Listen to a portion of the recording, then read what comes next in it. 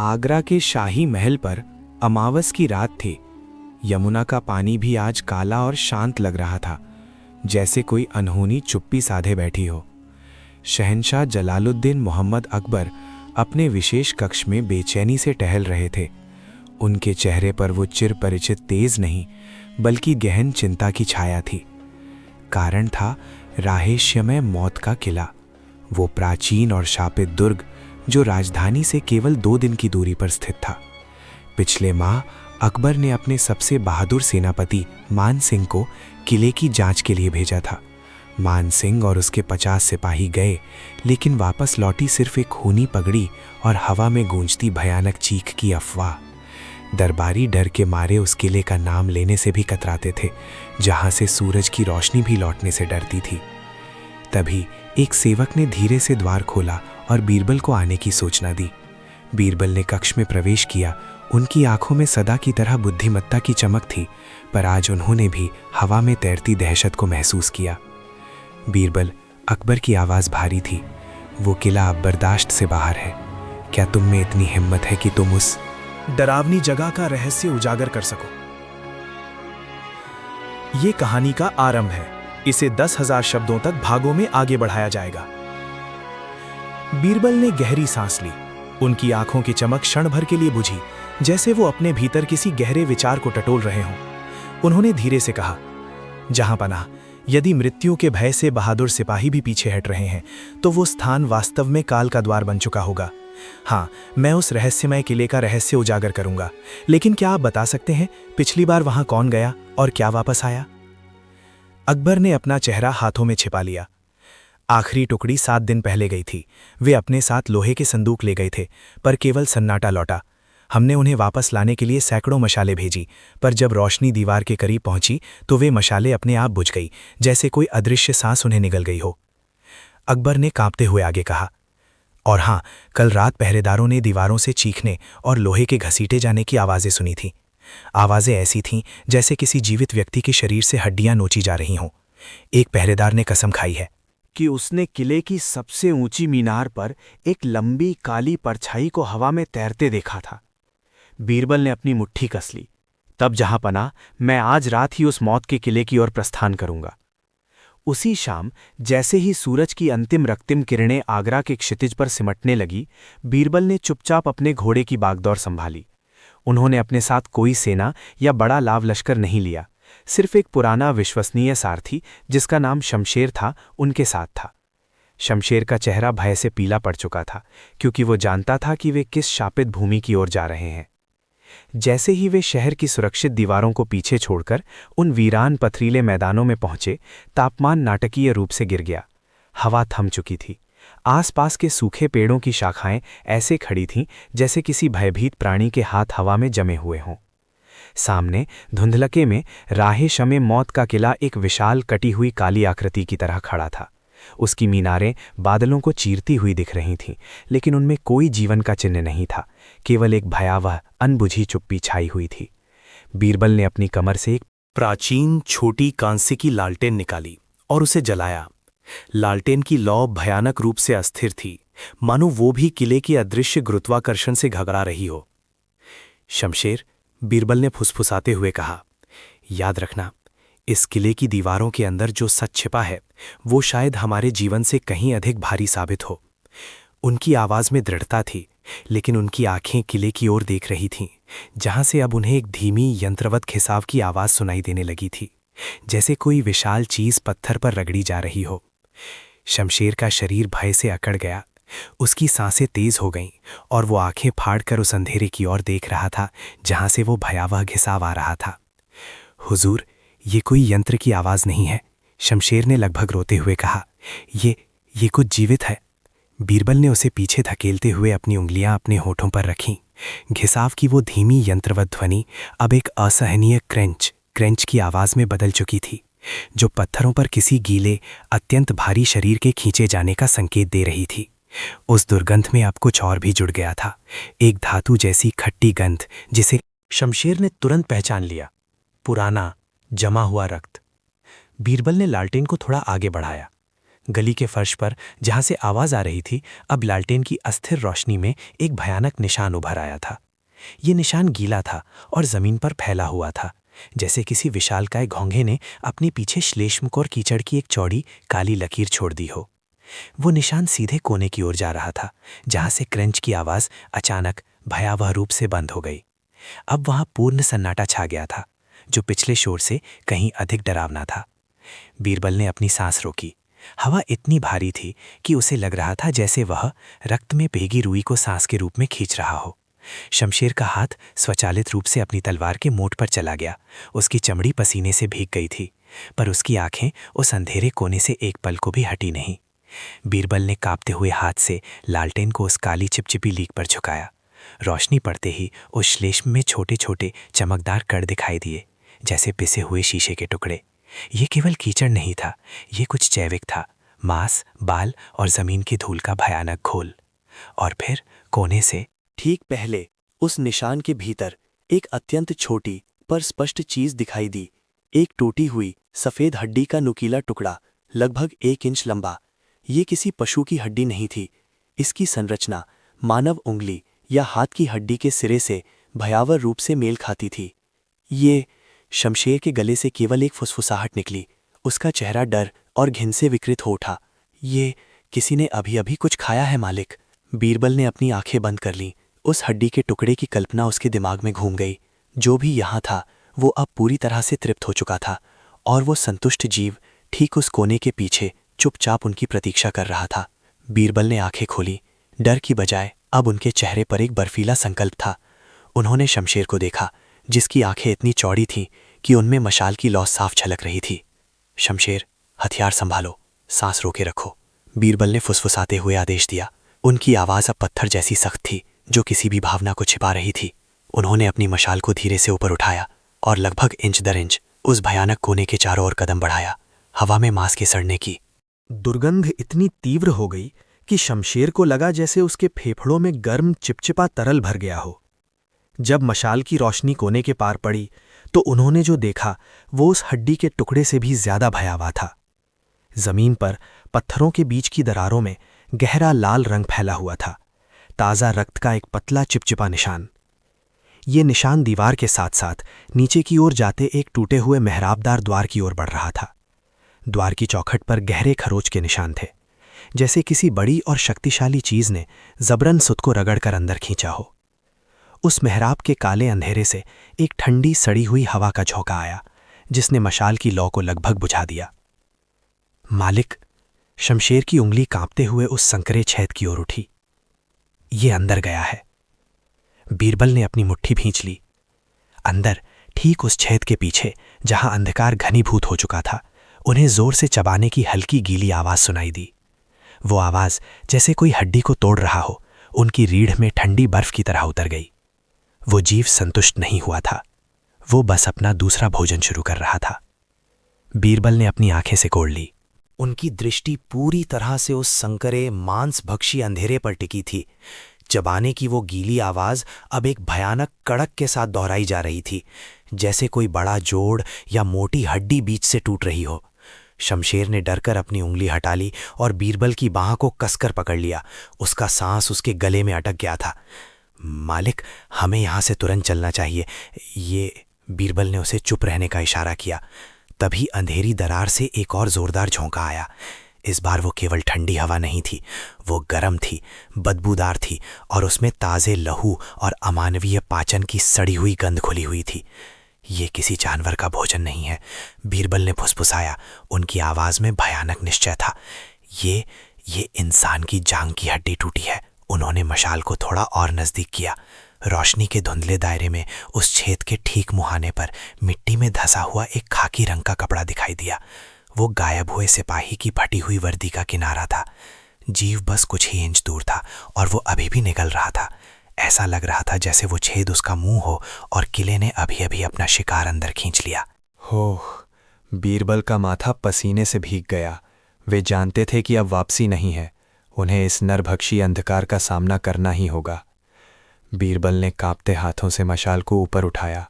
अब ये स्पष्ट था, ये कोई साधारण गड्ढा नहीं था, बल्कि किसी अकल्पनीय प्राचीन जीव का पाचन तंत्र था। हवा में सड़े हुए मांस और पुरानी धातु की एक तीखी गंध थी जो मृत्यु के मुंह से निकल रही थी। उन्होंने तुरंत अपनी कमर से बंधी मोटी रेशेदार रस्सी खोली और उसका एक सिरा पास ही की एक टूटी हुई पत्थर की मूर्ति से कसकर बांध दिया। दूसरा सिरा उनके हाथ में था जो अंधकार की ओर इशारा कर रहा था। उनका दिल धौंकने की तरह चल रहा था। उन्हें याद आया कि अकबर ने उन्हें विशेष रूप से धारदार एक खंजर दिया था जिसे उन्होंने म्यान से निकालकर मजबूती से पकड़ लिया। यदि इस किले में शैतान रहता है, बीरबल ने फुसफुसाया। उनकी आवाज़ में डर और संकल्प का अजीब मिश्रण था। तो मैं उसकी आत्मा का लेखा जोखा लेने आया हूँ। उन्होंने आखिरी बार ऊपर खुले आकाश की ओर देखा। अचानक उस छेद से एक धीमी कीली चरमराहट की आवाज़ आई। सिपाही की वर्दी का किनारा पूरी तरह से गायब हो चुका था। बीरबल ने लंबी सांस ली और आंखें बंद करके अल्लाह का नाम लिया। उन्होंने रस्सी थामकर उस काले रिश्ते हुए नरभक्षी मुंह की ओर खुद को ढकेल दिया। किले के भीतर का अंधकार एक भयानक आलिंगन के लिए तैयार था।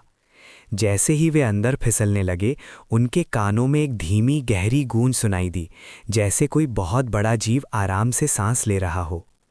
बीरबल ने महसूस किया कि वो किसी चिकनी ठंडी सतह पर गिर रहे थे जिस पर काए और शायद सूखा हुआ रक्त जमा था। पतन लंबा और घुमावदार था। जब वे उस काली सुरंग के मध्य भाग में पहुंचे तो उनके हाथों ने रस्सी छोड़ दी और वो धड़ाम से एक चिपचिपे हल्के गरम ढेर पर गिरे।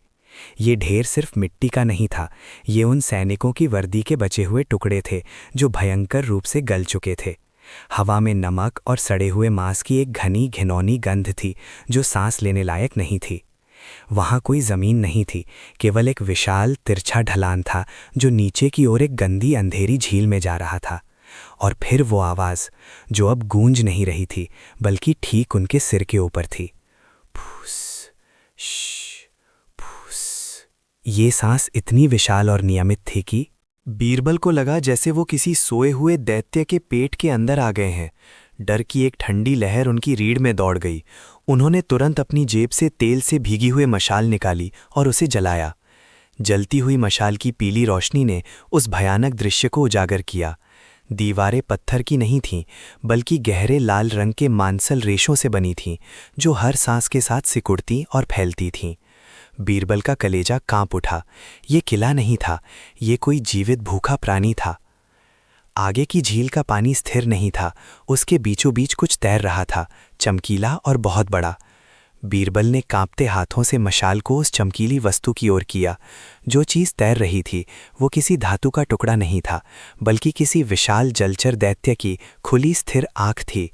उस आँख की पुतली काले तेल जैसी दिख रही थी, जिसमें अनगिनत छोटी छोटी आकृतियाँ, मानव खोपड़ियाँ और विरूपित अंग धीरे धीरे डूब रहे थे और सतह पर आ रहे थे। ये दृश्य इतना अमानवीय था कि बीरबल की रूह कांप उठी। अचानक उस शांत झील के पानी में एक भारी धीमी हलचल हुई। पानी के अंदर से एक गीली और गहरी सांस लेने की आवाज़ आई, जिसने पूरे किला रूपी पेट को थर्रा दिया। दीवारों के मांसल रेशे अब और तेजी से सिकुड़ने लगे। बीरबल को महसूस हुआ जैसे नीचे की जमीन, जो वास्तव में उस प्राणी की जीभ थी, थोड़ी ऊपर उठ गई हो। उनके कानों में एक धीमी गुरगुराती ध्वनि आई। वो प्राणी जाग रहा था और अपने भोजन को महसूस कर रहा था।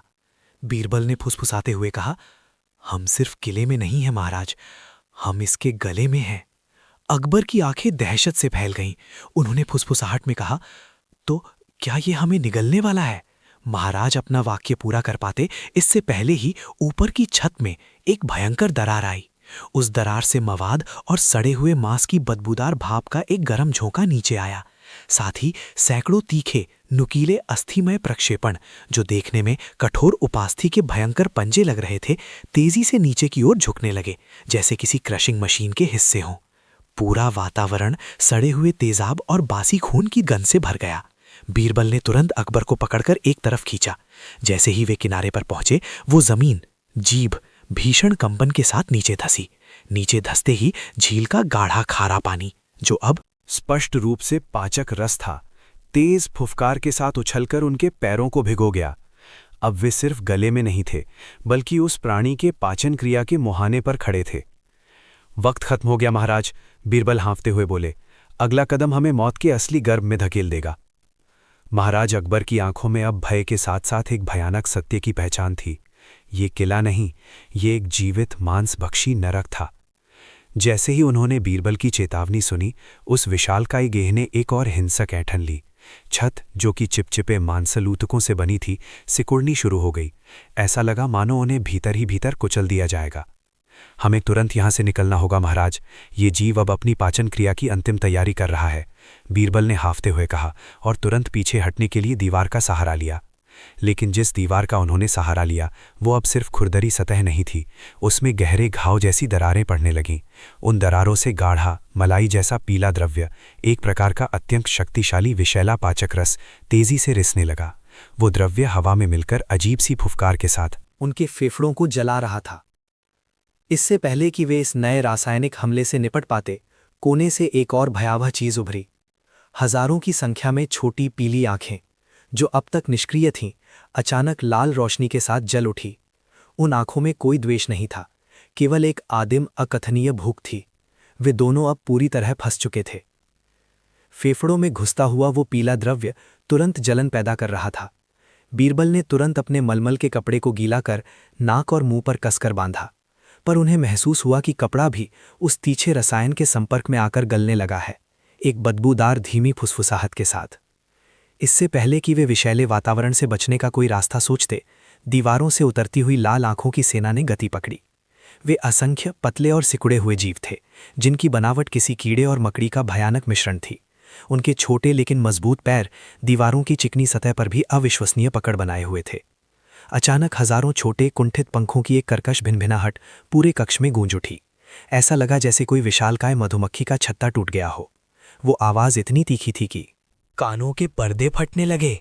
उन जीवों ने अब एक काली भूखी लहर का रूप ले लिया था और वे सीधे नीचे की ओर शिकार के मांस को गलने देने की आदिम इच्छा से प्रेरित होकर सरकने लगे।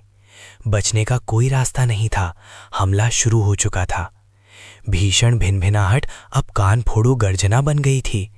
पहला कीड़ा, जो सबसे बड़ा और सबसे क्रूर लग रहा था, एक फिसलती हुई काली बूंद की तरह सीधे एक अपरिचित रक्षक के नंगे चेहरे पर गिरा। जैसे ही वो त्वचा से टकराया, एक भयानक चिर की फुफकार सुनाई दी।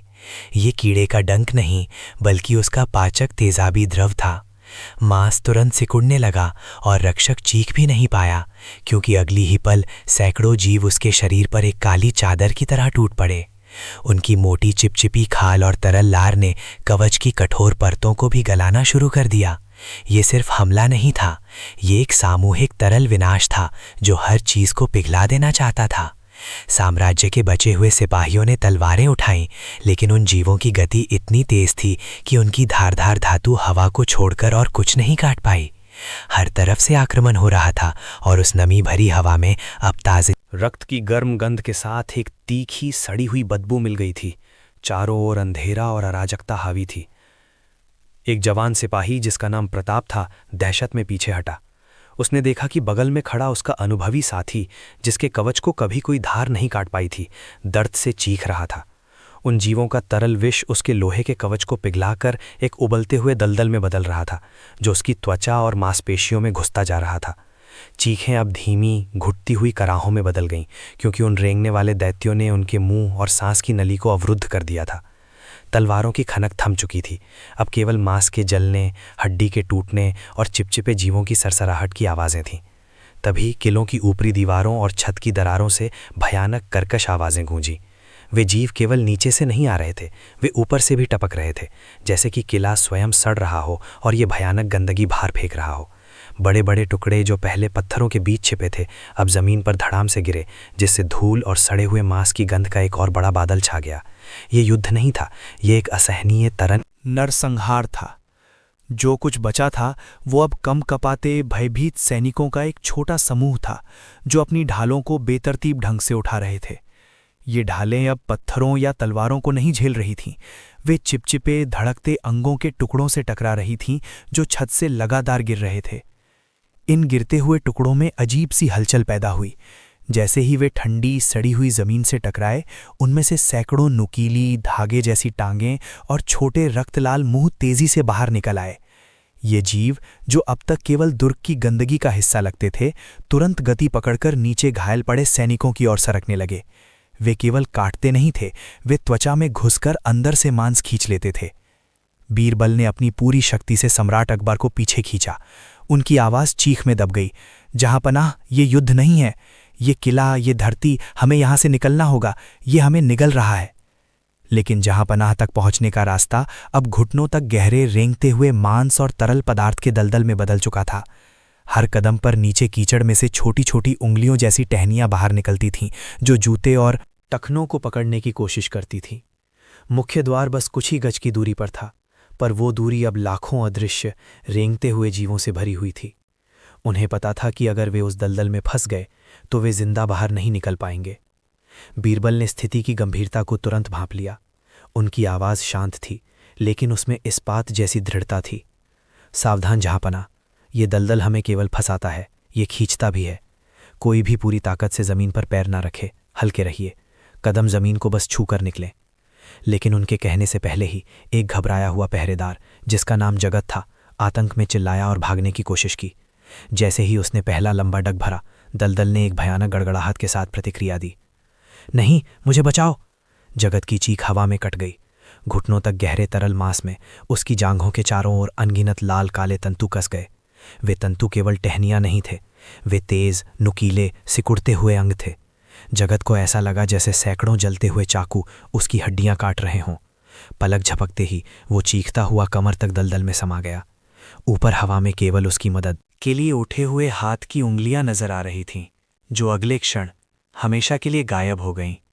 दलदल शांत हो गया, केवल एक धीमी सिसकती हुई आवाज़ बाकी थी, जैसे वो अपनी नई शिकार को चबा रहा हो। अकबर का कलेजा मुंह को आ गया। उन्होंने देखा कि मृत्यु कितनी तेजी से और कितनी भयानक ढंग से किसी का अस्तित्व मिटा सकती है। उन्हें अब विश्वास हो गया था कि इस किले में उन्हें कोई दैवीय शक्ति नहीं, बल्कि एक घिनौनी और भूखी सत्ता फंसाए हुए थी। भागना ही एकमात्र मार्ग था। अकबर ने थरथराते हुए बिरबल को पीछे हटने का इशारा किया, लेकिन उनके मुंह से कोई शब्द नहीं निकला, केवल एक सूखी, फंसी हुई सांस। बिरबल ने बिना देर किए मुड़कर देखा। जिस संकरे गलियारे से वे अभी अभी दलदल के पास पहुंचे थे, वो अब बंद हो चुका था। दीवारें, वे खुद को समेट रही थीं। अकस्मात दोनों ओर की चिकनी पत्थरों की दीवारें भीतर की ओर झुकनी शुरू हो गईं। हरे रंग की काई और चिपचिपी फफूंद चिन्ह की उन दीवारों ने जगह को इतना संकरा कर दिया कि अब वे केवल अगल बगल सटकर खड़े हो सकते थे। दम घुटने लगा। साथ ही उन्हें लगा जैसे दीवारों के भीतर से कुछ नरम और भारी चीज उनकी ओर धकेली जा रही हैं। जहांपनाह, हमें तेजी से आगे बढ़ना होगा, बिरबल फुसफुसाए। पीछे दलदल की गंध और भयानक सिसकियां थीं और आगे मौत का फंदा। उन्होंने मजबूरन दलदल की ओर पीठ की और उस सकरे होते मार्ग पर आगे बढ़ने का फैसला किया। जैसे ही उन्होंने पहला कदम बढ़ाया, छत से टपकते हुए पानी की एक बूंद अकबर के सिर पर गिरी। वो बूंद गर्म थी और खून जैसी चिपचिपी। अकबर ने कांपते हुए हाथ से उस चिपचिपी बूंद को पूंछा और अपनी उंगलियों को देखा। रंग गहरा लाल था और गंध लोहे जैसी थी। इससे पहले कि वो कुछ कह पाते, छत से और बूंदें टपकने लगीं।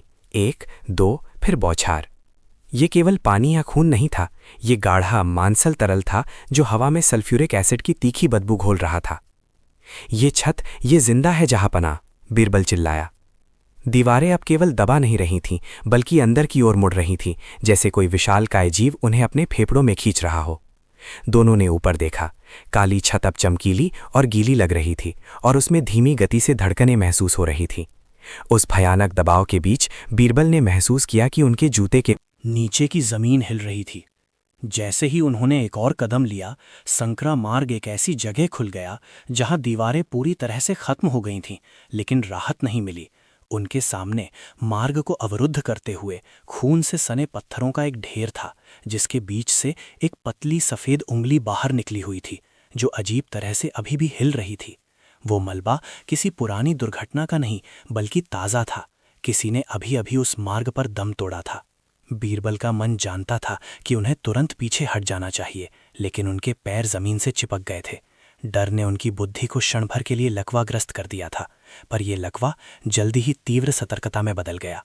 उन्होंने अपनी तलवार की मूठ पर कसकर पकड़ बनाई, पर उसे म्यान से बाहर नहीं खींचा। एक भी धातुई आवाज यहाँ की खामोशी को तोड़ना मौत को खुली दावत देने जैसा था। उन्होंने धीरे से मलबे के पास झुकाव लिया। पास पड़ी एक टूटी हुई मशाली से उन्होंने जमीन को टटोला। वो सफेद उंगली जो अभी भी मंद गति से फड़फड़ा रही थी, उस पर ध्यान केंद्रित किया। उंगली पर लगी थी चांदी की एक मुड़ी हुई अंगूठी, जो किस सिपाही की नहीं बल्कि महल के किसी सेवक की लग रही थी। ये शिकार कोई प्रशिक्षित योद्धा नहीं था। अचानक बीरबल के कंधे पर एक ठंडी गाढ़ी बूंद गिरी। ये पानी नहीं था, ये चिपचिपा और लोहे की गंध वाला तरल था। उन्होंने ऊपर देखा। ऊपर छत की टेढ़ी मेढ़ी दरारों में बड़ी बड़ी मकड़ियों के जालों के बीच कुछ भयानक चमक रहा था। उससे पहले कि बीरबल उस चमक को समझ पाते, मलबे के दूसरी ओर से एक धीमी घिसटती हुई आवाज आई। वो आवाज ऐसी थी जैसे कोई भारी चिकना चमड़ा पत्थरों पर रगड़ रहा हो, और वो आवाज तेजी से उनके नजदीक आ रही थी। अवरुद्ध मार्ग के उस पार मृत्यु सांसें ले रही थी। बीरबल की नसें तनाव से फटने लगी। उन्होंने तुरंत कमर से अपनी साधारण कटार निकाली, एक छोटा हल्का शस्त्र जो इस अज्ञात खतरे के सामने किसी खिलौने से ज्यादा नहीं था। उन्होंने अपनी सांस रोकी। दीवार के सहारे इस तरह दब गए कि उनका शरीर पत्थरों में समा जाए। घिसटने की आवाज अचानक बंद हो गई और उसकी जगह एक ठंडी सूखी फूंकार ने ले ली, जो टूटी हुई दीवारों के बीच गूंज उठी। ये फूंकार इतनी नजदीक थी कि बीरबल को अपनी त्वचा पर उसकी नमी महसूस हुई। मलबे के ढेर में ठीक जमीन से थोड़ा ऊपर पत्थरों के बीच एक छोटा सा अंतराल था। उस अंतराल से पहले भीषण अंधेरा बाहर झांका और फिर एक आंख। वो आंख मनुष्य की नहीं थी। वो बड़ी, पीली और ऊर्ध्वाधर पुतली वाली थी, जिसमें क्रूर प्राचीन भूख तैर रही थी। वो आंख इतनी बड़ी थी कि बीरबल को लगा जैसे वो कोई चमकदार, गीला, विषैला पत्थर देख रहे हों। उस आंख के नीचे से एक पतली दो फाड़ हुई सफेद जीभ फुर्ती से बाहर निकली और हवा को चखकर वापस अंदर चली गई। बीरबल को एहसास हुआ, ये कोई सामान्य जीव नहीं था। ये उस किले का निगरानी करने वाला था, एक ऐसा राक्षस जो सदियों से प्रकाश और न्याय से दूर इस कालकोठरी में सड़ रहा था, और अब उसने अपना शिकार पहचान लिया था। बीरबल का मस्तिष्क पल भर के लिए सुन्न हो गया, जैसे भयानक शीत ने उसकी विचार शक्ति को जमा दिया हो। वो जानते थे कि भागने की कोई जगह नहीं थी। वो गहरे सड़े हुए पत्थर के पिंजरे में बंद थे। वो विशाल पीली आंख अब स्थिर नहीं थी। वो धीरे धीरे ऊपर नीचे होने लगी, जिससे फर्श पर एक मंद चमकदार पीला धब्बा बन रहा था। इसके साथ ही एक घिनौनी मांसल घिसटन की आवाज आई, जैसे भारी चिपचिपा शरीर गीले पत्थरों पर रेंग रहा हो। ये आवाज इतनी धीमी थी कि बीरबल को लगा कि वो शायद इसे केवल अपने डर के कारण सुन रहे हैं। लेकिन फिर हवा में दुर्गंध का विस्फोट हुआ। सड़ी हुई नमी, पुराने रक्त और किसी अज्ञात गरम क्षारीय पदार्थ की गंध ने कालकोठरी के ठंडेपन को भंग कर दिया। निगरानी करने वाला हिलना शुरू हो चुका था। बीरबल ने अपनी मुट्ठी भींच ली। वो जानते थे कि तर्क यहां काम नहीं करेगा। ये बुद्धि का नहीं, जीवित रहने की क्रूर इच्छा का क्षण था। उन्होंने दीवार पर टटोलते हुए एक भारी जंजीर के सिरे को महसूस किया। ये उनका एकमात्र हथियार था, और बीरबल ने फैसला कर लिया कि वो इस राक्षसी शिकारी को इतनी आसानी से अपना भोजन नहीं बनने देंगे। जंजीर का सिरा सदियों पुरानी काई और जंग से ढका हुआ बीरबल की हथेली में ठंडा लगा। अंधेरे ने उनके चारों ओर सिकुड़ना शुरू कर दिया था, और निगरानी करने वाले की आवाज अब स्पष्ट थी। एक फिसलन भरी भारी चीज का फर्श पर घिसटना, बीच बीच में हड्डियों को चबाने जैसी कर्कश ध्वनि। हवा में सल्फर और सड़ते हुए मांस की गंध इतनी तीव्र हो गई थी कि बीरबल का पेट मथने लगा।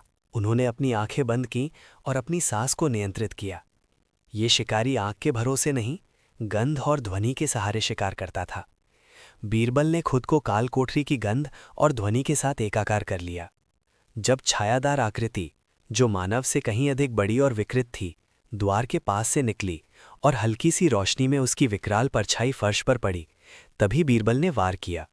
घातक जंजीर हवा को चीरती हुई बिजली की तेजी से आगे बढ़ी और सीधे उस चीज के निचले धड़ से टकराई। धातु के टकराने की उम्मीद थी, लेकिन जो आवाज आई वो गीली मांसल थी। एक ऐसी आवाज जिसके साथ ही दर्द की एक भयानक पाश्विक चीख निकली, जो मानव की नहीं बल्कि पाताल के किसी प्राणी की थी। उस चीख की गूंज पत्थरों की दीवारों से टकराकर वापस आई, जिससे कालकोठरी दहशत से भर गई। वार सफल रहा था, लेकिन अब शिकारी घायल होकर और भी क्रूर हो चुका था। बीरबल ने महसूस किया कि कालकोठरी का तापमान अचानक कई डिग्री बढ़ गया है।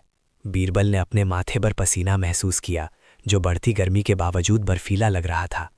हवा अचानक भारी और चिपचिपी हो गई थी। उसमें जले हुए मांस और सड़े हुए सल्फर की तीखी गंध घुल गई थी। जहां जंजीर टकराई थी वहां का मांस तेजी से सिकुड़ रहा था, जैसे जहर फैल रहा हो। लेकिन वो घाव रिसने के बजाय भाप बनकर उड़ रहा था।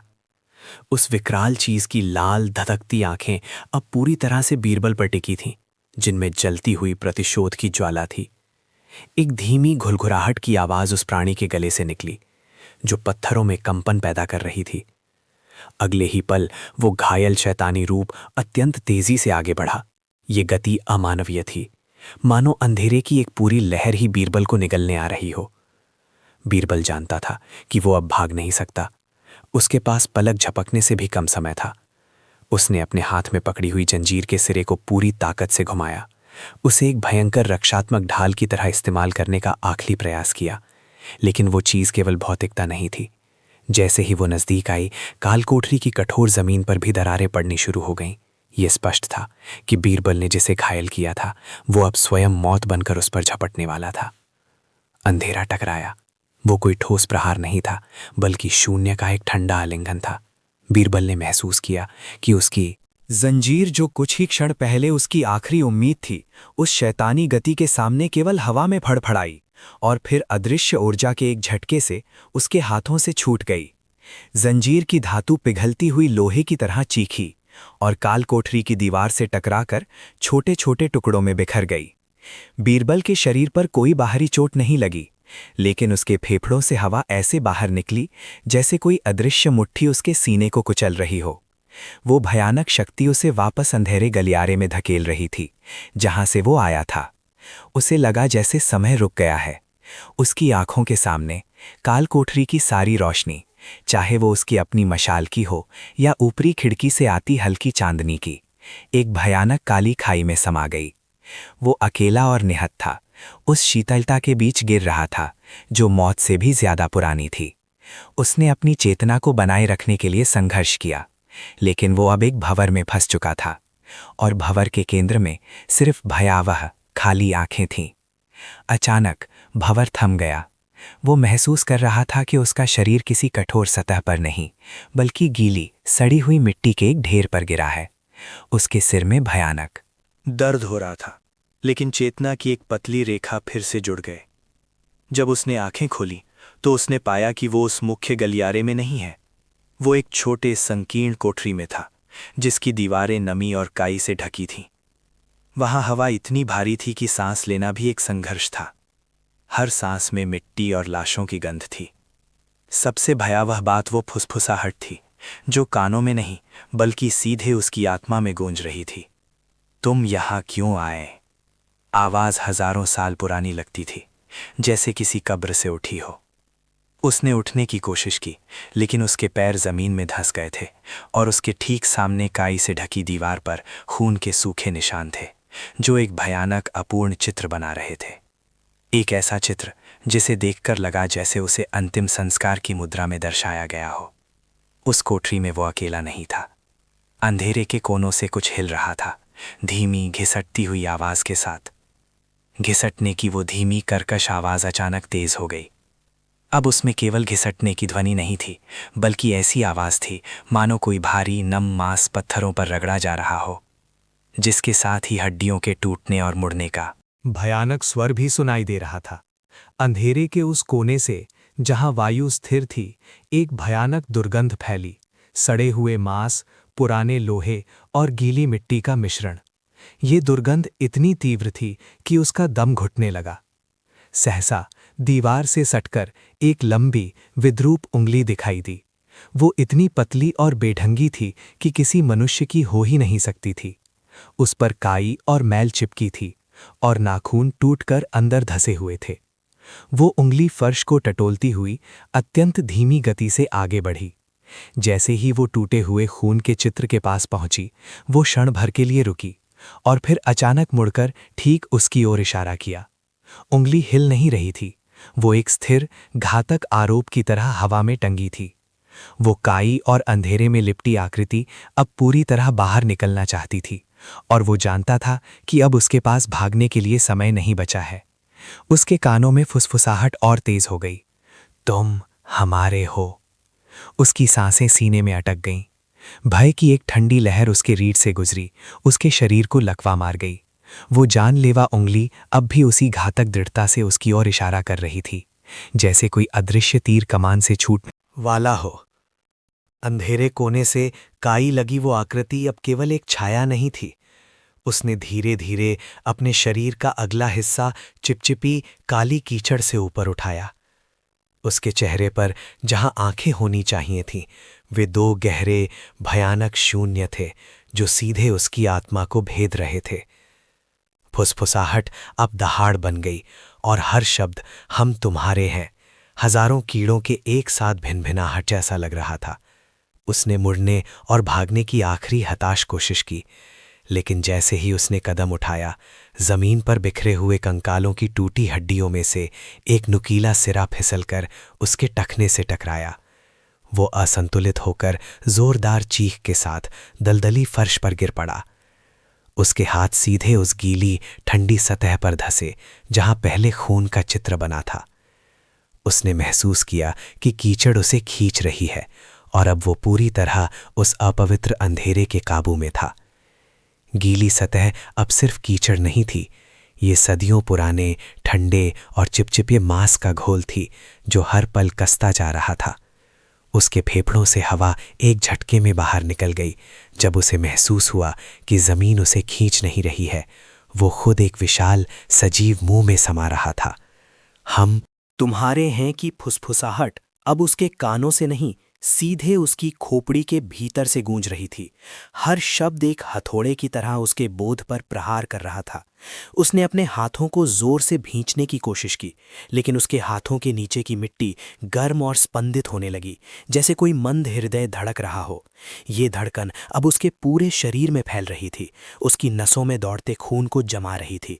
दलदल तेजी से उसके सीने तक पहुंच गया। अंधेरा अब सिर्फ बाहर नहीं था, वो उसके अंदर घुस रहा था। उसकी आखिरी टूटी हुई चीख उसी दलदल के गर्त में दब गई जहां सड़े हुए फूलों और पुरानी कब्रों की असहनीय बदबू के सिवा कुछ नहीं बचा था। रहस्यमय मौत के किले ने अपना एक और शिकार चुपचाप निगल लिया था। अब सिर्फ सन्नाटा था, लेकिन ये सन्नाटा किसी अंत का नहीं बल्कि और भयानक शुरुआत का संकेत था। आगरा के शाही महल में उसी क्षण एक असहज बर्फीली ठंडक फैल गई।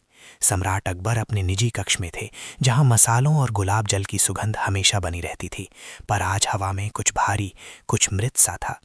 उनकी आंखें अचानक खुली। उन्हें लगा जैसे किसी अदृश्य ठंडी उंगली ने उनके कलेजे को छुआ हो। ये अनजानी आशंका उन्हें अक्सर तब घेरती थी जब सल्तनत पर कोई बड़ी विपदा आने वाली होती थी। बीरबल, उन्होंने बिना मुड़े धीरे से पुकारा, जैसे उन्हें पता था कि उनका सबसे चतुर मंत्री पास ही खड़ा होगा। बीरबल ने तुरंत प्रतिक्रिया दी, जी जहांपना। उनके स्वर में भी एक अजीब सी बेचैनी थी, मानो उन्होंने भी अनिष्ट की आहट सुन ली हो। अकबर ने लंबी कांपती सांस ली। खिलाए मौत, मुझे लगता है कि उस शापित जगह ने एक और आत्मा निगल ली है, और इस बार ये आत्मा हमारे करीब थी। पिछले 3 पहर से मेरे सेनापति जानीसार खां का कोई समाचार नहीं है, जिसे मैंने उस किले के बाहरी क्षेत्र का सर्वेक्षण करने भेजा था। अब मुझे पता है कि वो क्यों शांत है। बीरबल ने सिर झुकाया। हुजूर, उस किले के बारे में सदियों से भयानक बातें कही जाती रही हैं।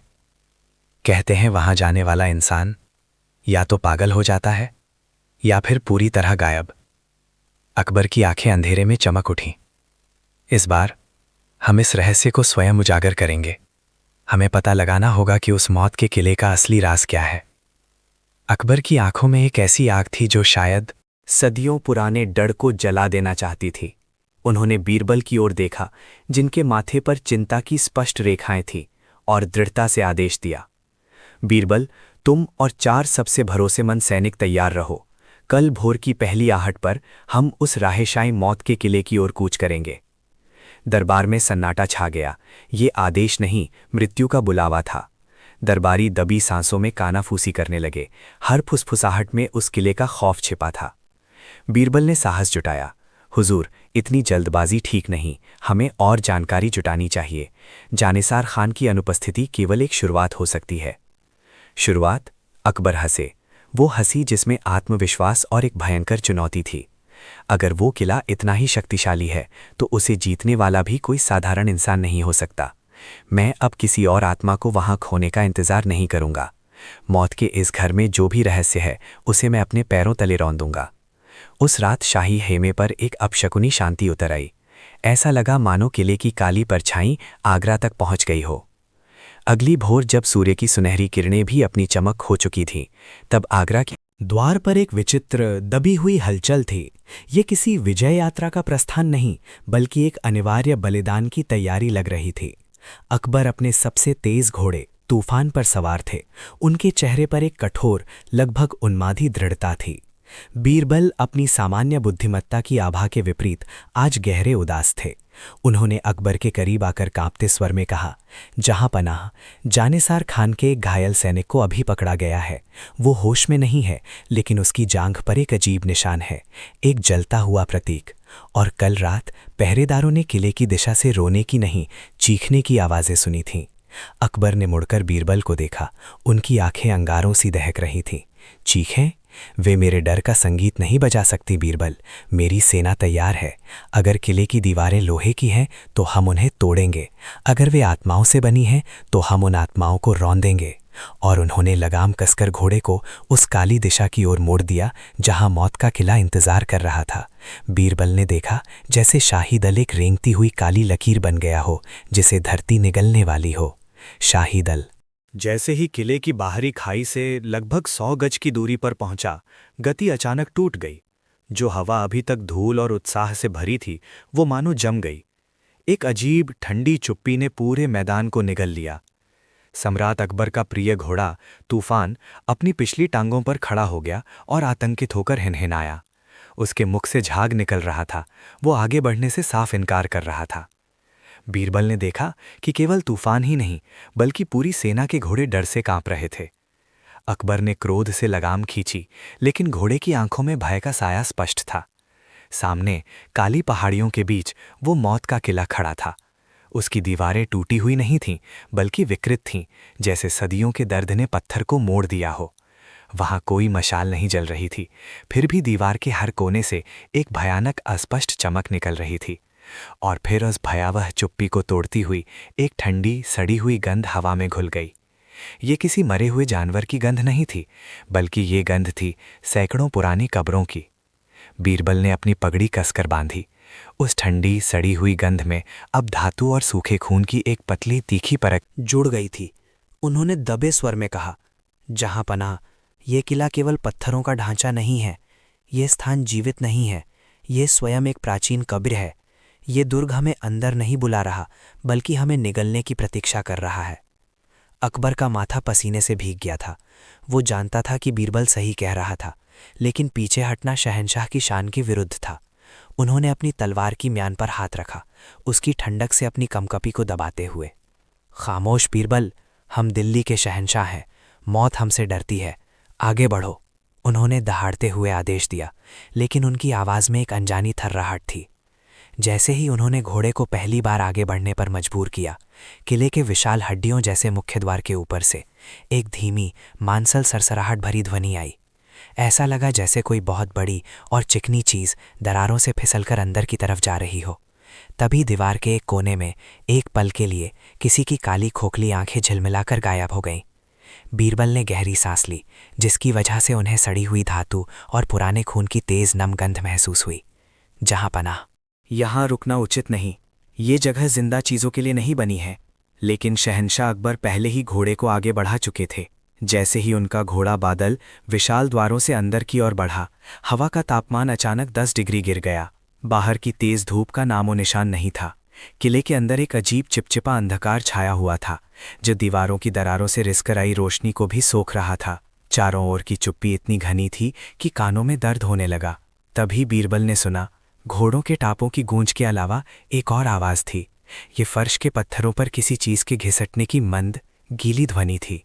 उन्होंने टॉर्च उठाकर ज़मीन की तरफ रोशनी डाली। पत्थर के फर्श पर असंख्य बारीक गहरे निशान थे, जैसे किसी ने नुकीले नाखूनों से मिट्टी को खरोचा हो, और उन निशानों के बीच ताज़े चिपचिपे पदार्थ के छोटे छोटे धब्बे थे, जो खून नहीं लग रहा था बल्कि गहरे हरे रंग का गाढ़ा द्रव था, और वो बहुत धीमी गति से रेंगता हुआ आगे बढ़ रहा था। ये क्या है? अकबर ने फुसफुसाते हुए पूछा, जिनकी आवाज़ अब केवल एक भयभीत कानाफूसी रह गई थी। बीरबल ने अपनी मशाल को जमीन की तरफ झुकाए रखा।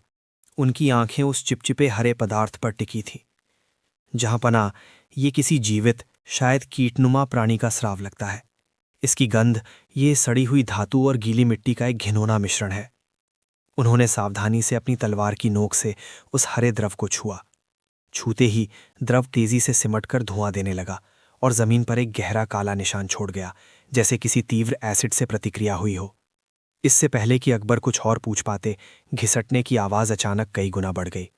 वो अब मंद नहीं थी, बल्कि भारी पत्थरों पर किसी चीज़ के मांसल शरीर के रगड़ खाने की भयानक निकट ध्वनि थी। आवाज़ गलियारे की ठीक अगले मोड़ से आ रही थी।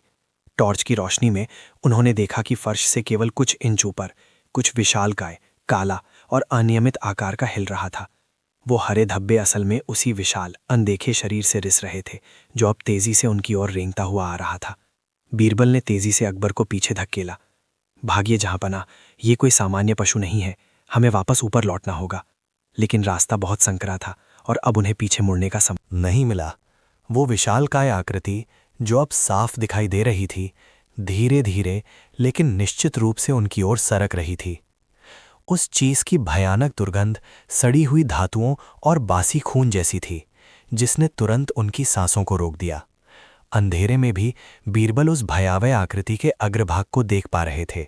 वो चिकना था, लेकिन उसके बीच में सैकड़ों छोटे बारीक मोतियों जैसे नुकीले दांत थे, जो एक दूसरे से चिपके हुए थे।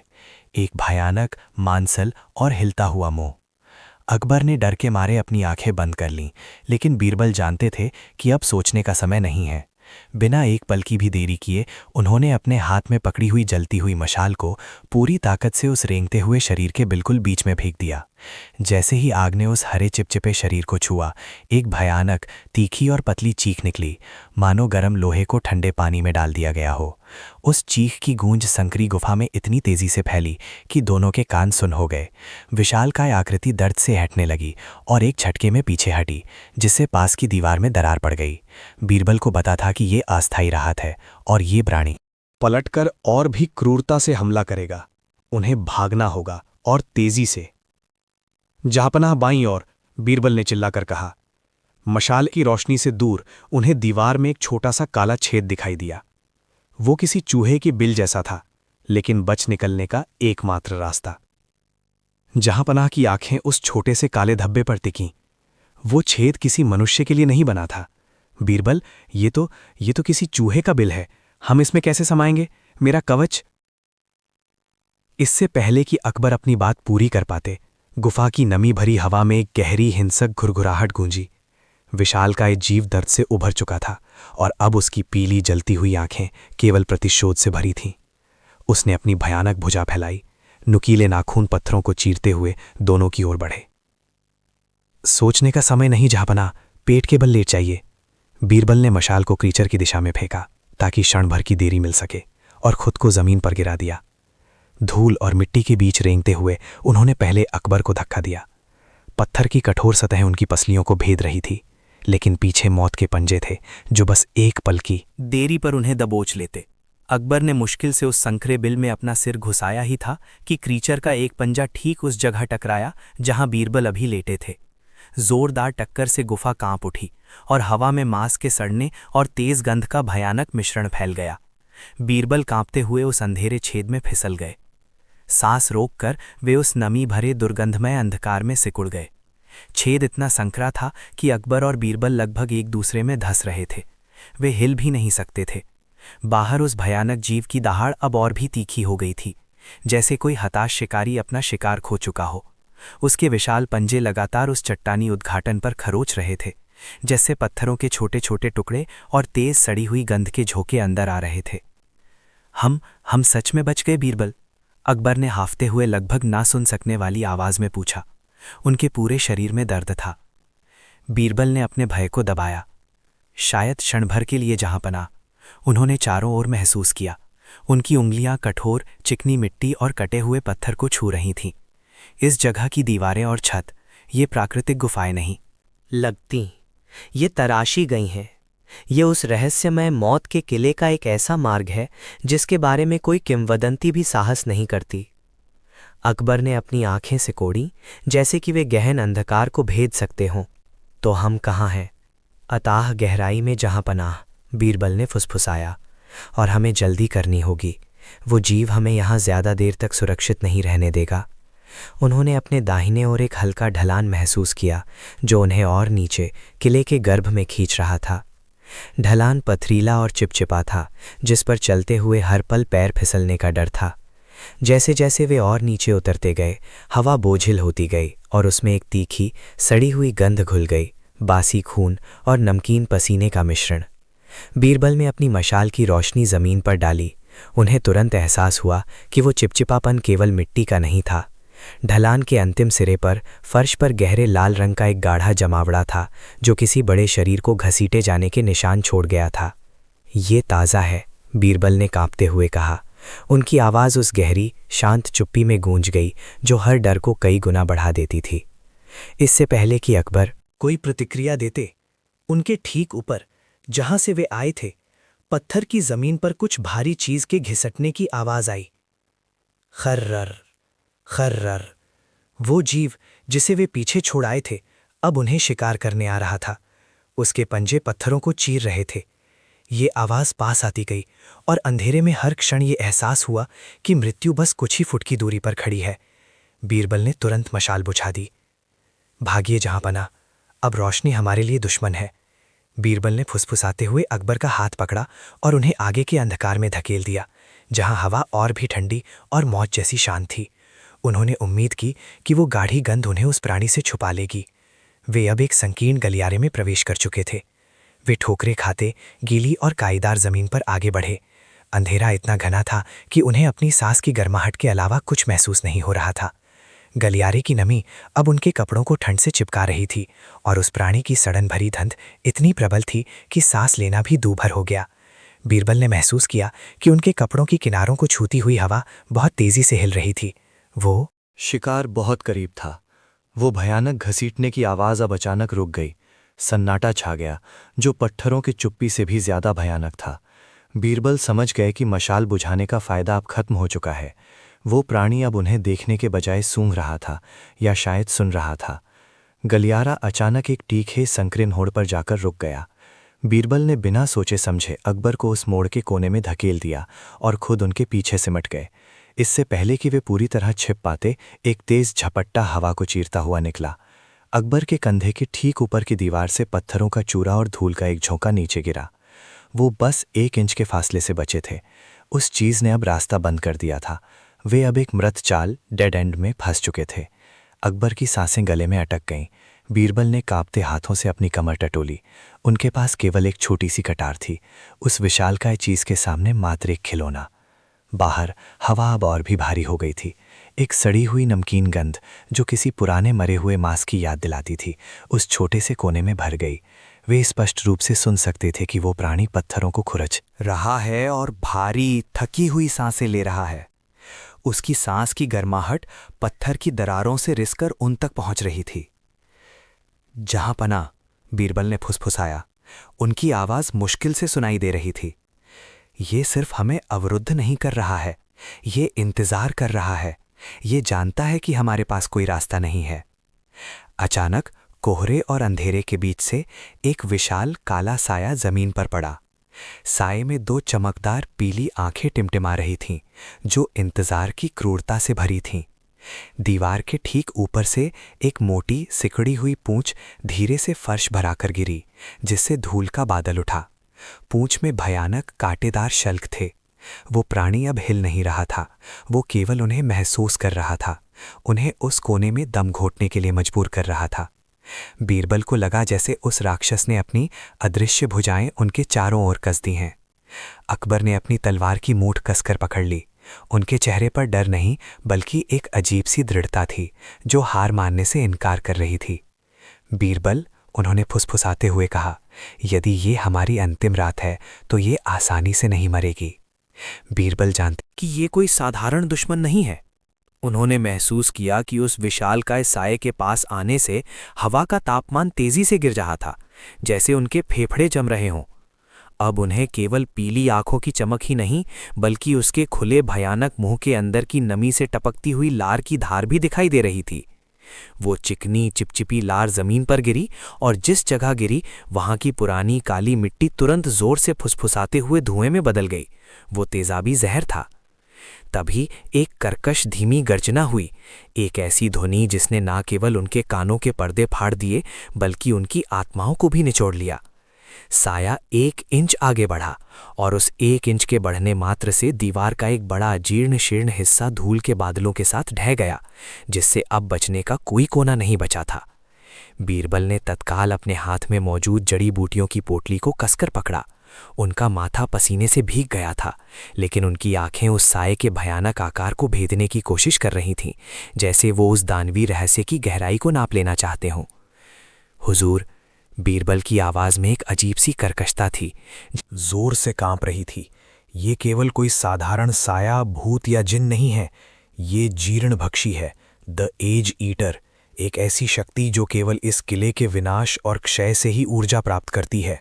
जैसे ही बीरबल ने उस नाम का उच्चारण किया, साये के केंद्र से 2 गहरे लाल बिंदु उभरे जो जलते हुए कोयले की तरह चमक रहे थे। वे उसकी आंखें थीं। उस भयावह नज़र के पड़ते ही किले के पत्थर ठंडी मौत की गंध से भर गए। साये ने एक और धीमी रेंगती हुई हरकत की। इस बार साये के नीचे की ज़मीन ही नहीं बल्कि उनके चारों ओर की हवा भी अचानक से कुड़ने लगी, जैसे वो जगह अपने अस्तित्व को खो रही हो। तापमान इतनी तेजी से गिरा कि उनकी सांसें उनके फेफड़ों में जमने लगी। बीरबल, बादशाह अकबर की आवाज़ में पहली बार स्पष्ट निराशाजनक घबराहट थी। यहाँ से निकलने का कोई मार्ग नहीं बचा है। हमें ये भी नहीं पता कि ये किस चीज़ से लड़ता है। जहाँपना, बीरबल ने कांपते हुए कठोरता से उत्तर दिया, शायद ये चाहता है कि हम इसकी पहचान करें। ये केवल शक्ति नहीं बल्कि एक पुराना घाव है।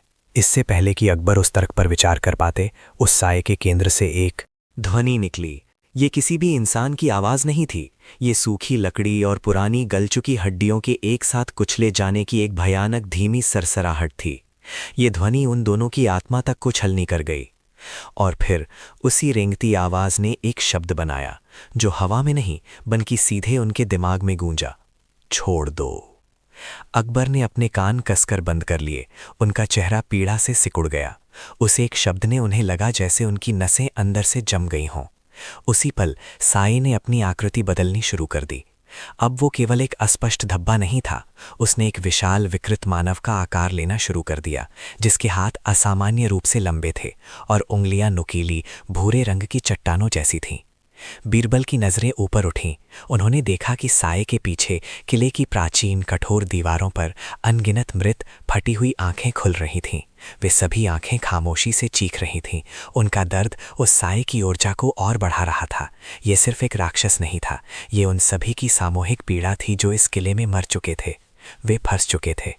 अचानक उस विकृत साये ने अपना पहला कदम लिया। एक भयानक गीला घर्षण की ध्वनि पूरे कक्ष में गूंज उठी, जैसे हजारों वर्ष पुरानी हड्डियां आपस में रगड़ रही हों।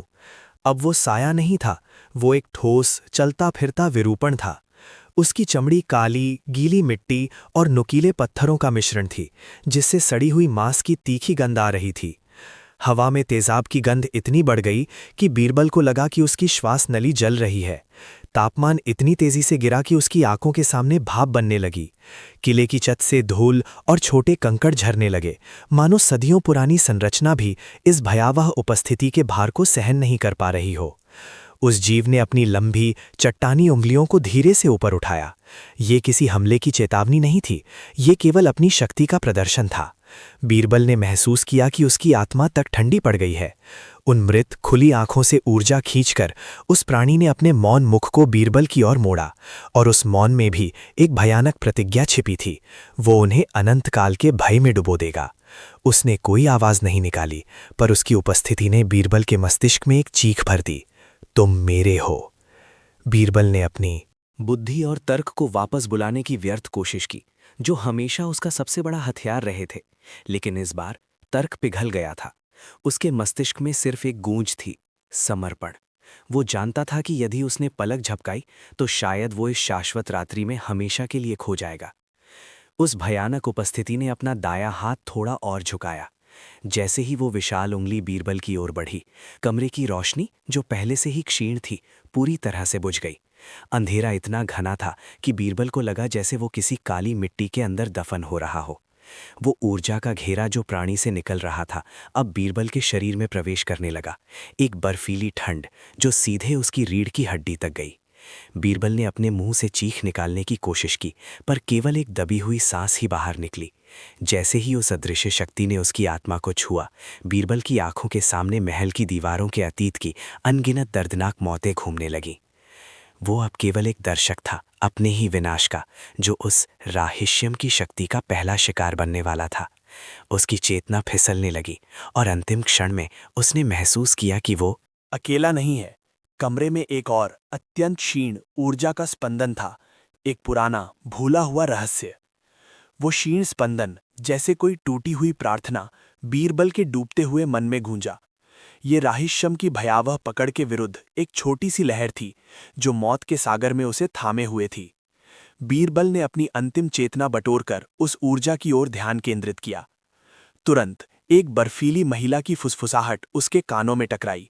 भाषा पुरानी, जर्जर और लगभग अस्पष्ट थी, लेकिन उसका संदेश विद्युत तरंग की तरह स्पष्ट था। रक्त, दरवाजा नहीं, आईना, अतीत का रक्त, मुक्ति का मार्ग। बीरबल का शरीर एक क्रूर झटके से कांप उठा। मुख्य शक्ति, जो अब तक उसकी आत्मा को निचोड़ रही थी, उस क्षणिक हस्तक्षेप से थोड़ी विचलित हुई। उसे सांस लेने की 1 सेकंड की मोहलत मिली। उसकी आंखें जबरन खुली और धुंधलके में उसने कमरे के कोने में रखे एक विशाल, धूल भरे आईने को देखा। आईना, वो दरवाजा नहीं था, लेकिन उस पुराने शीशे में अब उसकी जगह किसी और की परछाई दिख रही थी। एक भयानक, खून से सनी, मुड़ी हुई आकृति जो उस पर चिल्ला रही थी, पर कोई आवाज नहीं आ रही थी। राहिष्यम की शक्ति वापस लौट आई, पहले से कहीं अधिक क्रोधित होकर, और उसने बीरबल को मजबूर किया कि वो अपनी ही मौत को आईने में देखे। महल का रहस्य आईने में कैद था। बीरबल ने अपनी आंखें कसकर भींच लीं, लेकिन उस भयानक, खून से सनी छवि का बर्फीला और घातक आतंक उसकी बंद पलकों के पीछे भी जल रहा था। उसे लगा जैसे कमरे का तापमान अचानक शून्य से नीचे चला गया है और हवा में सड़े हुए मांस की एक घिनौनी गंध फैल गई। ये गंध आईने से रिस रही थी। उसने सुना कि कांच के भीतर से एक धीमी गीली खरोच की आवाज आ रही है। वो आकृति, जो उसकी ही विकृत मौत थी, अब जोर लगाकर अपने टेढ़े मेढ़े पंजे को कांच के बाहर धकेलने की कोशिश कर रही थी। आईने पर एक सीधी गहरी दरार पड़ी, जैसे किसी ने उसे भीतर से फाड़ दिया हो। ये केवल दृष्टि नहीं थी, ये भौतिक रूप ले रही थी। राहिष्यम की अट्टहास बीरबल के मस्तिष्क की दीवारों से टकराई, एक बिना आवाज की दहाड़ जो इतनी तीव्र थी कि बीरबल को लगा उसके कान के पर्दे फट जाएंगे। तुम यहीं सड़ोगे बीरबल, तुम्हारी बुद्धिमत्ता इस किले की धूल भी नहीं है। विवश होकर बीरबल ने कांपते हाथों से अपनी कमर टटोली। उसका खंजर।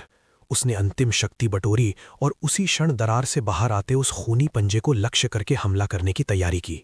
बीरबल ने अपनी पूरी शक्ति निचोड़ते हुए खंजर को उस अमानवीय पंजे के केंद्र में धंसा दिया। एक भयानक, धातु जैसी गूंज पूरे कक्ष में गूंज उठी। मांस फटने की आवाज के बजाय लोहे पर हथौड़ा पड़ने जैसी कर्कश ध्वनि आई, जैसे उसने पत्थर नहीं बल्कि शीत कठोर हड्डी पर प्रहार किया हो। पंजा झटके से पीछे हट गया, लेकिन दरार से काले, गाढ़े खून की एक मोटी धारा टपकने लगी, जो गर्म भाप की तरह फर्श पर फैल गई और तुरंत जमने लगी। ये तुम क्या कर रहे हो कीड़े? तुमने मेरे शरीर को छुआ है। राहिष्यम की अट्टहास अब दर्दनाक चीत्कार में बदल गई, जैसे किसी विशालकाय जीव को चोट लगी हो। दरार तुरंत दोगुनी हो गई, एक भयानक मुंह की तरह खुलती गई, और अब उसके भीतर से केवल पंजा नहीं बल्कि 2 आंखें चमक उठीं, सफेद, बिना पुतली की आंखें जो सीधे बीरबल की आत्मा में झांक रही थीं। बीरबल का खंजर अब दीवार के जीवंत अंग में फंस चुका था। उसे समझ आ गया कि वो केवल किसी प्रेत से नहीं बल्कि किले की ही सड़ती हुई चेतना से लड़ रहा था। उसके पास अब कोई हथियार नहीं बचा था। दीवार की दरार से निकली उन सफ़ेद आंखों में अब जीत की क्रूर चमक थी। एक पल के लिए जैसे समय ठहर गया हो, बीरबल को लगा कि वो अब केवल पत्थर नहीं देख रहा, बल्कि सदियों पुराने अथाह दुख को देख रहा है, जिसने इस किले की नींव को भी विषैला बना दिया था। तुम मेरे हो बीरबल, मैंने तुम्हें बहुत करीब आने दिया, राहिश्यम की आवाज अब सीधे बीरबल के मस्तिष्क में गूंजी, जैसे किसी ठंडी सुई ने उनकी चेतना को भेद दिया हो। इससे पहले कि बीरबल हिल पाते, किले की छत से एक भयानक गड़गड़ाहट हुई। जिस खंभे के सहारे वे खड़े थे वो अचानक सर्प की तरह मुड़ा। उसकी सतह पर काई और कीचड़ की गांठें उभर आईं। खंभा बीरबल की ओर झपटा, लेकिन बीरबल ने बिजली की गति से खुद को पीछे धकेला। वो उस दीवार से जा टकराए जिसमें उनका खंजर फंसा था। उन्हें तुरंत महसूस हुआ कि उनका कवच गलना शुरू हो रहा है और उसके ठीक नीचे मांस पर जलने की भयानक सनसनी फैल गई। किला उन्हें निगलने के लिए आतुर था। हर पत्थर, हर दरार उन्हें भीतर खींचने का प्रयास कर रही थी। उनके पास एक ही रास्ता बचा था, अकबर। यदि सम्राट सुरक्षित नहीं हुए तो सब खत्म हो जाएगा। उन्हें यहाँ से तुरंत हटना था।